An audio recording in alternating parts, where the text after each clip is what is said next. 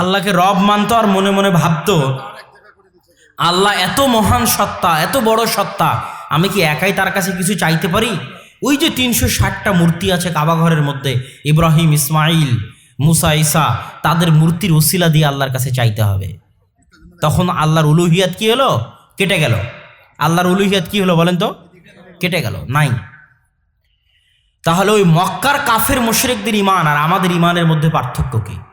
আমি অসুস্থ হলাম, অসুস্থ হওয়া মাত্রই আল্লাহর কাছে না চেয়ে হুজুরকে গিয়ে বললাম একটা তাবিজ পড়ে দেন। ওই ঝুলন্ত তাবিজ আমার কি করতে পারবে? আমি কোনো এক অষ্টধাতুর কাছে গিয়ে বললাম আমাকে একটা আংটি দেন, আমাকে একটা বালা দেন। ওই যে বালার আশ্রয় প্রার্থনা করলাম, অষ্টধাতুর আশ্রয় প্রার্থনা করলাম, তাহলে কি আমার লা ইলাহা ইল্লাল্লাহ টিকলো না বাদ পড়ে গেল? বাদ। তখন আমার আর মক্কার আবু জাহাল আর আবু লাহাবের মধ্যে কোনো পার্থক্য থাকলো? থাকলো না। তো সম্মানিত উপস্থিতি, আর এই জিনিসগুলো টিকিয়ে রাখা হয় কেন? ব্যবসার জন্য, অন্য কোনো কারণ নাই। যত উলিয়া উলিয়া, পীর বাবা, বুজুর্গানে দিন, যারা এগুলো টিকিয়ে রেখেছে, সবাই কিসের জন্য টিকিয়ে রেখেছে? ব্যবসার জন্য। একটা তাবিজ বিক্রি করলে টাকা পাওয়া যাবে, একটা বালা বিক্রি করলে টাকা পাওয়া যাবে, একটা আংটি বিক্রি করলে টাকা পাওয়া যাবে। আর আমার এই বক্তব্যের কারণে তার ওই ব্যবসা বন্ধ হবে, যেটা আগের যুগের মানুষেরও ব্যবসা বন্ধ হয়ে গেছে। তাহলে আমরা বলেছি ইমান কয়টা জিনিস? এক, লা ইলাহা ইল্লাল্লাহ, আল্লাহর প্রতি ইমান, আল্লাহর নামের প্রতি ইমান। আল্লাহর নাম এত পাওয়ারফুল, এত মজবুত, এত শক্তিশালী, যেই কাজ আপনি আল্লাহর নাম দিয়ে করবেন ওই কাজ বরকতময় হয়ে যাবে। মান আকালা ওয়ালাম ইয়াযকুর ইসমাল্লাহ আকালা ইয়াকুলু মাআহু শাইতান। যে খাবে আল্লাহর নাম নিবে না, তার সাথে শয়তান খাবে। আর যে খাবে আল্লাহর নাম নিবে, শয়তান তার সাথে খাবে না। মান দাখালা ফি বাইতিহি, যে তার বাড়িতে প্রবেশ করবে, ওয়ালাম ইয়াযকুর ইসমাল্লাহ, আর আল্লাহর নাম নিবে না। আসসালাম কার নাম? সালাম কার নাম? আসসালামু আলাইকুম, আল্লাহর নাম নেওয়া হলো। যে বাড়িতে প্রবেশ করবে আসসালামু আলাইকুম বলবে না, ইবলিস শয়তান তার সান্ডা পান্ডাদের ঘোষণা দিয়ে দিবে, এই বাড়ি তোমাদের থাকার জায়গা, এই বাড়ি তোমাদের খাওয়ার জায়গা, এই বাড়ি তোমাদের আড্ডা দেওয়ার জায়গা। তো যেই বাড়িতে শয়তান খায়, থাকে, আড্ডা দেয়, ওই বাড়িতে দিন থাকতে পারে? থাকতে পারে না। সম্মানিত উপস্থিতি, তাহলে প্রথম বিশ্বাস আল্লাহর নামের উপর, দ্বিতীয় বিশ্বাস আল্লাহ সুবহানাহু তাআলার গুণের উপর। আল্লাহ সুবহানাহু তাআলার গুণ দুই ধরনের, তার কর্মগত গুণ, তার সত্তাগত গুণ। সত্তা মানে হচ্ছে তার সত্তার অংশ, কর্ম মানে হচ্ছে যখন তিনি ইচ্ছা করেন, যখন তিনি ইচ্ছা করেন না। তার আদমকে সৃষ্টি করার ইচ্ছা হয়েছে, তিনি আদমকে সৃষ্টি করেছেন। আদমের পরে আর কোনো জাতি সৃষ্টি করবেন কিনা সেটা তার ইচ্ছা। আদমের আগে জিনকে সৃষ্টি করার ইচ্ছা হয়েছিল, সৃষ্টি করেছেন। এটা হচ্ছে আল্লাহ সুবহানাহু ওয়া তাআলার কর্মগত গুণ। আর আল্লাহ সুবহানাহু ওয়া তাআলার সত্তাগত গুণ, যেগুলো আল্লাহ সুবহানাহু ওয়া তাআলার সত্তার সাথে সম্পৃক্ত, এই দুই গুণাবলীর ক্ষেত্রে কোনো তাবিল, দূরবর্তী অর্থ, কোনো দূরবর্তী ব্যাখ্যা, কোনো বিকৃতি চলবে না। আল্লাহ সুবহানাহু ওয়া তাআলা নিচের আসমানে নেমে আসেন, অগণিত অসংখ্য হাদিসে রাসূল সাল্লাল্লাহু আলাইহি সাল্লাম বলেছেন, শেষ রাতের 1/3 পার হয়ে গেলে আল্লাহ সুবহানাহু ওয়া তাআলা নেমে আসেন। এটাতে বিশ্বাস স্থাপন করতে হবে। আল্লাহ সুবহানাহু ওয়া তাআলা আদমকে তার নিজে হাত দিয়ে সৃষ্টি করেছেন, বিশ্বাস করতে হবে। আপনি যদি বলেন আল্লাহর হাত মানে আল্লাহর কুদরত, তাহলে আদমকে সৃষ্টি করার, জিনকে সৃষ্টি করার মধ্যে কোনো পার্থক্য নাই। তাহলে আদমকে সৃষ্টি করার, ফেরেশতাকে সৃষ্টি করার মধ্যে কোনো পার্থক্য নাই। তাহলে আদমকে সৃষ্টি করা, জিবরাইল, মিকাইল, ইসরাফিলকে সৃষ্টি করার মধ্যে কোনো পার্থক্য নাই। তাহলে আদমকে সৃষ্টি করার, আসমান জমিনকে সৃষ্টি করার মধ্যে কোনো পার্থক্য নাই। কেননা আল্লাহ আসমান জমিন, জান্নাত জাহান্নাম, ফেরেশতা, জিন সবাইকে তার কুদরত দিয়ে, তার অর্ডার দিয়ে, তার নির্দেশ দিয়ে সৃষ্টি করেছেন। কিন্তু আদমের বিশেষত্ব, আদমের মর্যাদা কোথায়? যে আল্লাহ তাকে নিজে হাতে সৃষ্টি করেছেন। তো আপনি যদি আল্লাহর হাতই না মানেন, তাহলে আদমের মর্যাদা কই যাবে? কিন্তু আল্লাহর হাত কি আমাদের হাতের মতো? আল্লাহর হাত কার মতো? যেমন তার শানে মানায়। লাইসা কামিসলিহি শাইউন ওয়া হুয়াস সামিউল বাসীর। আল্লাহর হাত তার মতো, যেমন তার শানে মানায়, তিনি কারো মতোই নন। ওয়ালাম ইয়াকুল্লাহু কুফুয়ান আহাদ, আল্লাহ কোনো কিছুর মতো নন। আল্লাহ সুবহানাহু ওয়া তাআলার গুণাবলী যাদের নিকটে চাইবেন, যাদের নিকটে আশ্রয় প্রার্থনা করবেন, তাদের এই গুণগুলো থাকতে হবে। কুল হুয়াল্লাহু আহাদ, আল্লাহ এক অদ্বিতীয়, আল্লাহ নামে এক অদ্বিতীয়, আল্লাহ গুণে এক অদ্বিতীয়, নামে এক অদ্বিতীয়। আল্লাহ এই নাম অন্য কারো নাই, গুণে এক অদ্বিতীয়। আল্লাহ যেমন দয়ালু, আল্লাহ যেমন শুনেন, আল্লাহ যেমন দেখেন, ওই রকম শুননেওয়ালা, ওই রকম দেখনেওয়ালা, ওই রকম জ্ঞান কারো নাই। আমি দেখতে পাচ্ছি, লাইট বন্ধ হয়ে গেলে কি আমি আর দেখতে পাবো? পাবো না, আপনারাও পাবেন না। কিন্তু আল্লাহ সুবহানাহু ওয়া তাআলার জন্য দেখার জন্য কি লাইট লাগে? অন্ধকারের মধ্যে কালো পাথরের উপর কালো পিঁপড়াও যদি চলে তো আল্লাহ সুবহানাহু ওয়া তাআলা এটা দেখতে পাবেন। আপনারা দুইজন কানে কানে কথা বললে আমি শুনতে পাবো। আর এই সারা পৃথিবীতে যত কোটি মানুষ আছে, এখন যত কোটি মানুষ কথা বলছে, সবার কথা আল্লাহ এখন শুনতেছেন।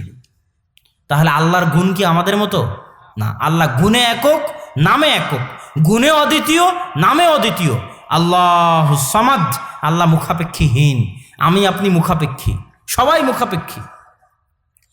আপনি যে বাবা ফেসবুকে ভিডিও দিয়েছে, যেই বুজুর্গ ইউটিউবে ভিডিও দিয়েছে যে আপনার সব সমস্যার সমাধান উনি করে দিতে পারে, বাবার তদবিরে সব সমস্যার সমাধান সম্ভব, স্বামী স্ত্রীর মিলন সম্ভব, প্রেমিকাকে পাওয়া সম্ভব, ব্যবসায় লাভ সম্ভব, বিদেশের ভিসা পাওয়া সম্ভব, আমেরিকার ভিসা পাওয়া সম্ভব, যে বাবা সব করে দিতে পারে, তার সাথে এটা মিলাতে হবে। আল্লাহুস সামাদ, আল্লাহ হচ্ছেন মুখাপেক্ষীহীন। ওই বাবা মুখাপেক্ষীহীন কিনা? ওই বাবা কি পেশাব পায়খানা না করে থাকতে পারবে? কথা বলতে হবে। ওই বাবা কি না খেয়ে থাকতে পারবে? না ঘুমিয়ে থাকতে পারবে? যদি না ঘুমিয়ে থাকতে না পারে মানে সে ঘুমের মুখাপেক্ষী, না খেয়ে থাকতে না পারে মানে খাওয়ার মুখাপেক্ষী, না খেলে মরে যাবে। পেশাব পায়খানা না করে যদি থাকতে না পারে তার মানে পেশাব পায়খানার মুখাপেক্ষী। আর আল্লাহ, আল্লাহু লা ইলাহা ইল্লা হুয়াল হাইয়ুল কাইয়ুম, আল্লাহ হচ্ছেন ওই সত্তা যিনি চিরঞ্জীব, চিরস্থায়ী। ওই বাবা কি চিরঞ্জীব, চিরস্থায়ী না? মরবে, মরবে। লা তাখুযুহু সিনাতুন ওয়ালা নাওম, আল্লাহকে তন্দ্রা, নিদ্রা স্পর্শ করে না, আল্লাহকে ক্লান্তি স্পর্শ করে না। তাহলে ওই বাবার ঘুম আসে না? আসে না? আসে। তাহলে যে এই জিনিসগুলোর মুখাপেক্ষী, সে আপনার সরিষা সমপরিমাণ উপকার করতে পারবে? পারবে না। তাহলে আল্লাহ সুবহানাহু ওয়া তাআলা নামে অদ্বিতীয়, গুণে অদ্বিতীয়, সত্তাতে অদ্বিতীয়, এই বিশ্বাস হচ্ছে ঈমানের প্রথম স্তর। এই লা ইলাহা ইল্লাল্লাহর বিশ্বাস হচ্ছে ঈমানের প্রথম স্তর। ঈমানের দ্বিতীয় স্তর বিশ্বাসের ক্ষেত্রে নবী রাসূলদের প্রতি ঈমান। নবী রাসূলদের প্রতি ঈমান মানে নবী রাসূলেরা কি নূরের তৈরি? আপনারা কিভাবে না বলতেছেন? আপনাদের তো হ্যাঁ বলা উচিত যে নবী রাসূলেরা নূরের তৈরি। এখানে বেয়াদব আসছে কথা বলতে, এভাবে আপনাদের তো চিল্লিয়ে ওঠা উচিত। নবী রাসূলগণ আমাদের মতো মানুষ।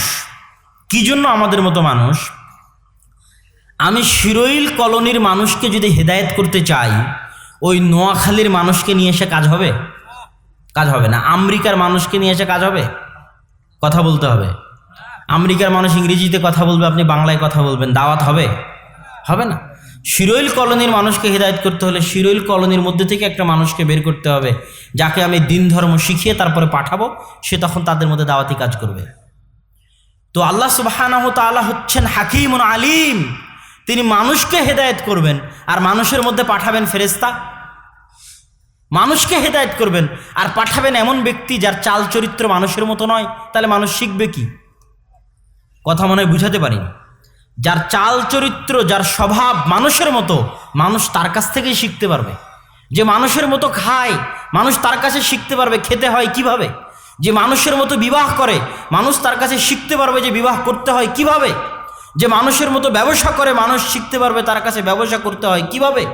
যে মানুষের মতো পেশাব পায়খানা করে, মানুষ তার কাছে শিখতে পারবে পেশাব পায়খানা করতে হয় কিভাবে। এই জন্য নবী পাঠাতে হবে মানুষের মতো। এই জন্য আল্লাহ যুগে যুগে নবী পাঠিয়েছেন আদমের সন্তান। আদম মাটির তৈরি, আদমের সন্তানেরাও মাটির তৈরি। মুহাম্মদ সাল্লাল্লাহু আলাইহি সাল্লামও কিসের তৈরি? মাটির তৈরি। আল্লাহ সুবহানাহু ওয়া তাআলা যুগে যুগে নবী রাসূল পাঠিয়েছেন মানুষের মতো। এই জন্য নবী রাসূলের মৃত্যু হয়। ইন্নাকা মাইয়িতুন ওয়া ইন্নাহুম মাইয়িতুন। সব আগের নবী দুনিয়া থেকে চলে গেছেন, আমাদের নবীও চলে গেছেন। তারা জীবিত আছেন কবরে, দুনিয়াতে নাই। বারজাখী জীবনে জীবিত আছেন, দুনিয়াতে জীবিত নাই, দুনিয়ার সাথে তাদের কোনো কানেকশন নাই। এই জন্য মুহাম্মদ সাল্লাল্লাহু আলাইহি ওয়াসাল্লামের মৃত্যুর পরে কোনো সাহাবী, না আবু বকর, না ওমর, না উসমান, না আলী, কোনো সাহাবী, না আয়েশা রাদিয়াল্লাহু তাআলা আনহা, এতদিন আল্লাহ রাসূলের মৃত্যুর পরে আবু বকর রাদিয়াল্লাহু তাআলা আনহুর 2 বছর, ওমর রাদিয়াল্লাহু তাআলা আনহুর 10 বছর, প্রায় 12 বছর আয়েশা রাদিয়াল্লাহু তাআলা আনহা ওই ঘরেই থেকেছেন যেই ঘরে আল্লাহ রাসূলের কবর হয়েছে, মাটি হয়েছে। কেননা আল্লাহ রাসূলের কবর মাটি আয়েশা রাদিয়াল্লাহু তাআলা আনহার ঘরেই হয়েছে। তাহলে টানা 12 বছর ওখানে থেকেছেন। যখন ওমর রাদিয়াল্লাহু তাআলা আনহুর মৃত্যু হলো, ওমর রাদিয়াল্লাহু তাআলা আনহুকে মাটি দেওয়া হলো, তখন উনি আর ওখানে থাকেননি। তাহলে এতদিন উনি আল্লাহ রাসূলের কবরের পাশে থাকলেন, আল্লাহ রাসূলের যে ঘরে দাফন হয়েছে ওখানে থাকলেন। কেউ দেখাতে পারবে না যে একটা দিন আয়েশা রাদিয়াল্লাহু তাআলা আনহা আল্লাহ রাসূলের সাথে কথা বলেছেন, আল্লাহ রাসূলের উসিলা দিয়ে কিছু চেয়েছেন, আল্লাহ রাসূলের কবরের দিকে সিজদা দিয়েছেন, আল্লাহ রাসূলের কবরের কাছে হাত পেতে কিছু চেয়েছেন, আল্লাহ রাসূলকে কিছু বলেছেন যে আপনি একটু আল্লাহকে বলেন এটা করে দেওয়ার জন্য। এরকম কোনো নজির, কোনো উদাহরণ পৃথিবীর ইতিহাসের কেউ দিয়ে দিতে পারবে না। জাল, জয়ীফ, মিথ্যা, ভণ্ড কোনো উদাহরণ নাই। তার মানে আয়েশা রাদিয়াল্লাহু তাআলা আনহা দোয়া করতেন কার কাছে? সিজদা করতেন কার কাছে? আল্লাহর কাছে। তার মানে আল্লাহ রাসূল যেহেতু দুনিয়া থেকে চলে গেছে, তার সাথে কোনো যোগাযোগ আর নাই। রাসূল সাল্লাল্লাহু আলাইহি ওয়াসাল্লামের ক্ষেত্রে আমাদেরকে আর একটা বিশ্বাস রাখতে হবে। যেমন একটা বিশ্বাস তিনি আদম সন্তান, তিনি মাটির তৈরি, একটা বিশ্বাস তিনি দুনিয়া থেকে চলে গেছেন, আর একটা বিশ্বাস অদৃশ্যের খবর, ভবিষ্যতের খবর, গায়েবের খবর একমাত্র কে জানে? আল্লাহ সুবহানাহু ওয়া তাআলা জানে। দুনিয়ার কেউই অদৃশ্যের খবর জানে না। স্বয়ং মুহাম্মদ সাল্লাল্লাহু আলাইহি ওয়াসাল্লাম অতটুকুই অদৃশ্যের খবর বলতে পারেন যতটুকু আল্লাহ তাকে জানান, আর যতটুকু আল্লাহ তাকে জানান না ততটুকু মুহাম্মদ সাল্লাল্লাহু আলাইহি ওয়াসাল্লাম বলতে পারেন না। আল্লাহ তাকে কিয়ামতের খবর জানাননি, এই জন্য উনি জানতেন না যে কবে কিয়ামত হবে। কবে কিয়ামত হবে এটাকে আল্লাহ রাসূল জানতেন না। তাহলে আজকের আমার আপনার মতো মুফতি কিভাবে বলে দিবে যে 2021 সালে ইমাম মাহদি আসবে, 2023 সালে কিয়ামত হবে? এটা সব কি ডাহা, মিথ্যা কথা, এটার কোনো ভিত্তি নাই। সুতরাং সম্মানিত উপস্থিতি, আমাদের ইমানের দ্বিতীয় বিষয় হচ্ছে কিসের প্রতি ইমান? নবীদের প্রতি ইমান। নবীদের প্রতি ইমানকে আমাদের মজবুত, ক্লিয়ার এবং পরিষ্কার করতে হবে। 3 নম্বর ইমান হচ্ছে ফেরেশতাদের প্রতি ইমান। ফেরেশতাদের প্রতি ইমান কি? আমরা কি কেউ বিশ্বাস করি ফেরেশতা আছে? কেউ বিশ্বাস করি না। আল্লাহর ওয়াস্তে কেউ বিশ্বাস করে না যে ফেরেশতা আছে, কিন্তু ফেরেশতা কিন্তু আছে। দুটো জিনিসের প্রতি ইমান আপনার জীবন পরিবর্তন করে দিবে। মজবুত ইমান, এক শয়তানের প্রতি আর এক ফেরেশতার প্রতি। কেউ বিশ্বাস করে না যে শয়তান আছে, আর কেউ বিশ্বাস করে না যে ফেরেশতা আছে। সবাই এমনি বলে যে বিশ্বাস করি ফেরেশতা আছে, এমনি বলে যে বিশ্বাস করি শয়তান আছে। আল্লাহর প্রতি বিশ্বাস করে, নবী রাসূলের প্রতি বিশ্বাস করে, এই কথা ঠিক, কিন্তু ফেরেশতার উপরও ঈমান নাই, শয়তানের উপরও ঈমান নাই। ফেরেশতার উপর ঈমান নাই কিভাবে? আমরা কি কোনো সময় গুনাহ করতে গিয়ে মনে হয় যে ফেরেশতা আমাদের সাথে আছে? মনে হয় না। অথচ দুনিয়ার প্রত্যেকটা কাজের জন্য ফেরেশতা নিযুক্ত আছে। এখানে ক্যামেরা ধরার লোক আছে, মাইক ঠিক করার লোক আছে, লাইটের লোক আছে, প্যান্ডেলের লোক আছে, নাস্তার লোক আছে, সাউন্ড বক্সের লোক আছে, স্টেজের লোক আছে, আমাকে আনার লোক আছে, আমার সাথে যোগাযোগের লোক আছে, আপনাদের সাথে যোগাযোগের লোক আছে, খাবার রেডি করার লোক আছে। তাহলে একটা ছোট্ট প্রোগ্রামে যদি এত কাজ লাগে, গোটা পৃথিবী চালাতে কত কাজ লাগে? গোটা পৃথিবী চালাতে কত কাজ লাগে? প্রত্যেক সেকেন্ডে লক্ষ লক্ষ মানুষের জান কবজ করা লাগতেছে। এটা কি কাজ নয়? কত বড় কাজ! প্রত্যেক সেকেন্ডে কোটি কোটি মানুষের জান কবজ করতে হচ্ছে, প্রত্যেক সেকেন্ডে কোটি কোটি নতুন বাচ্চা জন্ম দিতে হচ্ছে, প্রত্যেক সেকেন্ডে কোটি কোটি মানুষের খাদ্যের ব্যবস্থা করতে হচ্ছে, প্রত্যেক সেকেন্ডে কোটি কোটি মানুষ অ্যাক্সিডেন্টে পড়তেছে, অ্যাক্সিডেন্ট থেকে রক্ষা পাচ্ছে, রক্ষা করতে হচ্ছে, অ্যাক্সিডেন্টে পড়তে হচ্ছে, পড়াতে হচ্ছে। প্রত্যেক সেকেন্ডে লাখ লাখ জায়গায় বৃষ্টি হচ্ছে, বৃষ্টি বর্ষণ করতে হচ্ছে। প্রত্যেক সেকেন্ডে ঝড় হচ্ছে, বাতাস প্রবাহিত হচ্ছে, অক্সিজেন প্রবাহিত হচ্ছে, রোদ উঠতেছে, সূর্য উঠতেছে ডুবতেছে, চাঁদ উঠতেছে ডুবতেছে। সারা পৃথিবীর অগণিত অসংখ্য লক্ষ কোটি কাজ কারা আঞ্জাম দেয়? কারা করে? ফেরেশতারা করে। জুনুদুল্লাহ, আল্লাহর বাহিনী, আল্লাহর সেনাবাহিনী কারা? ফেরেশতারা। প্রত্যেকটা কাজের জন্য ফেরেশতা আছে। কোথায় বৃষ্টি বর্ষণ করতে হবে? একটা ফেরেশতার দায়িত্বে দেওয়া আছে, তার বাহিনী আছে, সে ওটা করে বেড়াচ্ছে, কোথায় বৃষ্টি দেওয়া লাগবে, কোথায় দেওয়া লাগবে না, কোথায় কার জান কবজ করতে হবে, একটা আলাদা ফেরেশতার দায়িত্ব দেওয়া আছে, তার সাথে বিশাল বাহিনী আছে, তারা যেখানে যেখানে জান কবজ করার প্রয়োজন হচ্ছে সেখানে করতেছে। প্রত্যেক সন্তান যখন মায়ের পেটে ৪৪ হয়, তখন ওই ৪৪ শয়তানের মধ্যে রূহ দিতে হবে, তার তাকদীর লিখতে হবে, তার ভাগ্য লিখতে হবে, রূহ ফুঁকে দিতে হবে। রূহ তো আসমান থেকে আনতে হবে, দুনিয়া থেকে রূহ দিতে পারবে? দুনিয়া থেকে রূহ দেওয়া যায়? কথা বলতে হবে না, রূহ আসমান থেকে আনতে হয়। তো ওই রূহটা তো কেউ আনে, আমার মধ্যে যে রূহ দিয়েছে এটা তো কেউ আনে দিয়েছে। দুনিয়ার কোনো শক্তি রূহ তৈরি করতে পারে? তাহলে তার জন্য তো ফেরেশতা লাগবে। ৪৪ দিন একটা ফেরেশতার দায়িত্ব দেওয়া আছে যে প্রত্যেক নবজাতকের রূহ ফুঁকে দেয় আর তার তাকদীর লিখে দেয়, তার বাহিনী আছে আলাদা। আবার যখন বাচ্চা জন্ম নিচ্ছে তখন ওই বাচ্চার গায়ে শয়তান স্পর্শ করবে। রাসূল সাল্লাল্লাহু আলাইহি ওয়াসাল্লাম বলছেন, মা মিন মাউলুদিন, এমন কোনো আদম সন্তান নেই যে জন্মগ্রহণ করেছে ইতায়াস্তাহিল্লা সারিখান, প্রত্যেক যে নবজাতক নতুন শিশু জন্মের পরে কেঁদে ওঠে, তার কান্দার একটাই কারণ হচ্ছে শয়তানের স্পর্শ। আল্লাহু আকবার। মানে আমাদের সবার সাথে শয়তানের স্পর্শ আছে জন্মের পরে। কে কে নাই? ইল্লা মারিয়াম ওয়া ইবনুহু ঈসা, একমাত্র মারিয়াম আর ঈসাকে শয়তান স্পর্শ করেনি, বাকি আমি মুহাম্মদ, আমাকেও শয়তান স্পর্শ করেছে। প্রত্যেক মানুষের সাথে সর্বদা দুইজন বন্ধু আছে, কারিনান, জন্মের পর থেকে দুইটা বন্ধু, কারিনুম মিনাল মালাইকা ওয়া কারিনুম মিনাশ শাইতান। প্রত্যেক মানুষের সাথে দুইটা বন্ধু আছে, একটা শয়তান, একটা ফেরেশতা। আপনার অন্তরে প্রত্যেক যে খারাপ কাজের আগ্রহ জাগে, এটা আপনার নয়, এটা শয়তানের দেওয়া। যেমন আপনার বউ আপনাকে কুমন্ত্রণা দেয় যে আপনার মা না এটা করলো, আপনার বোন না এটা করলো, দেখেন তো এটা খোঁজ নেন তো এটার কী অবস্থা, এটা কিন্তু আপনার মধ্যে ছিল না, আপনার বউ দিল। তো প্রত্যেক আপনার অন্তরে যে খারাপ কাজের আগ্রহ জাগে, এটা আপনার অন্তরে কে দেয়? কথা বলতে হবে, কে দেয়? শয়তান দেয়। শয়তান বাস্তবে আছে, রিয়ালে আছে, কথায় কথায় পদে পদে কোরআন খুলবেন আর শয়তান বের হবে, কোরআন খুলবেন আর শয়তান বের হবে। কোরআনের পাতায় পাতায় শয়তানের কথা বলা আছে, ইন্না শাইতানা লাকুম আদুউম মুবিন, তোমাদের সবচেয়ে বড় শত্রু, তোমাদের মহান শত্রু, যে তোমার জমি চুরি করে নিয়েছে, জমি জোর করে দখল করেছে ও নয়, যে তোমার 10 টাকা মেরে খেয়েছে ও নয়, যে তোমার ভোট চুরি করেছে ও নয়, যে তোমার ক্ষমতা দখল করেছে ও নয়, যে তোমার পদ দখল করেছে ও নয়, যে তোমার টাকা মেরে খেয়েছে ও নয়, যে তোমার গীবত করে ও নয়, যে তোমার নামে অপবাদ দেয় ও নয়। তোমার সবচেয়ে বড় শত্রু হচ্ছে শয়তান, যে তোমাকে আল্লাহর রাস্তা থেকে দূরে সরিয়ে নেয়। পুরো কোরআন খোলেন, প্রত্যেক পৃষ্ঠায় পৃষ্ঠায় আল্লাহ বলেছে সবচেয়ে বড় শত্রু হচ্ছে শয়তান। ফজরের সময় যখন আপনি ঘুমিয়ে থাকেন, তখন শয়তান আপনার কাঁধের কাছে এসে 3টে গিট দেয় আর আপনাকে বলে, নাম নাম ইন্নাল লাইলা তাবিলা, ঘুমাও, রাত অনেক লম্বা। তাহলে আপনি ফজরে ঘুমাচ্ছেন কার কারণে বলেন তো? শয়তানের কারণে। আপনি মনে করছেন আপনাকে মজা লাগতেছে, আরাম লাগতেছে, কিন্তু না, এটা আপনাকে লাগাচ্ছে, অনুভব করাচ্ছে কে? শয়তান। তাহলে আমি বলেছি 2টা জিনিসের প্রতি ঈমান মানুষের নাই। এই 2টা জিনিসের প্রতি ঈমান থাকলে মানুষ পথভ্রষ্ট হতো না। একটা শয়তানের প্রতি ঈমান আর একটা ফেরেশতার প্রতি ঈমান, যে 24 ঘন্টা আপনার সাথে ফেরেশতা আছে এবং সারা পৃথিবীর সব কাজ ফেরেশতা দ্বারা পরিচালিত হচ্ছে, আল্লাহ সুবহানাহু ওয়া তাআলা পরিচালিত করছেন। আমাদের 4 নাম্বার যে বিষয়, সেটা হচ্ছে আসমানি কিতাবের প্রতি ঈমান। 5 নাম্বার বিষয় পরকালের প্রতি ঈমান।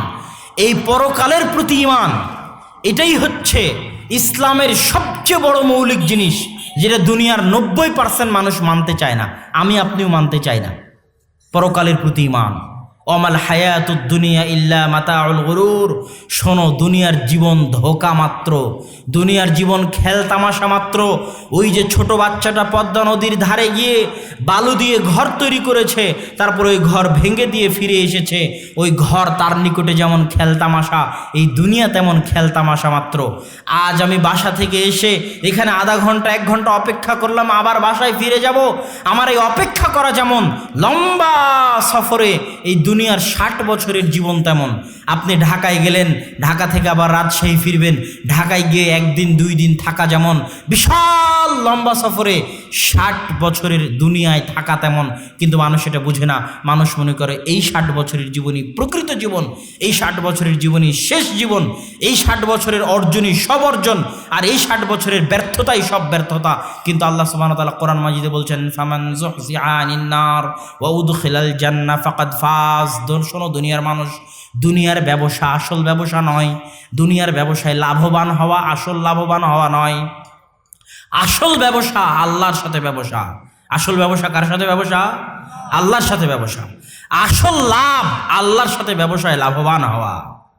ফামান যুহজিহা আনিন নার, কিয়ামতের মাঠে যাকে জাহান্নামের আগুন থেকে দূরে করে দেওয়া হলো, ওয়া উদখিলাল জান্নাহ, জান্নাতে প্রবেশ করিয়ে দেওয়া হলো, যে দেখলো যে সে কিয়ামতের মাঠে জান্নাতে, ফাকাদ ফাজ, আসল সফল, আসল সাকসেসফুল, আসল লাভবান, আসল সফল কাম সেই। দুনিয়ার কোনো সফলতা আসল সফলতা নয়, দুনিয়ার কোনো লাভ আসল লাভ নয়, দুনিয়ার কোনো লস আসল লস নয়, দুনিয়ার কোনো ব্যর্থতা আসল ব্যর্থতা নয়। আসল ব্যর্থতা, আসল লস, আসল লাভ মরার পরের লাভ লস।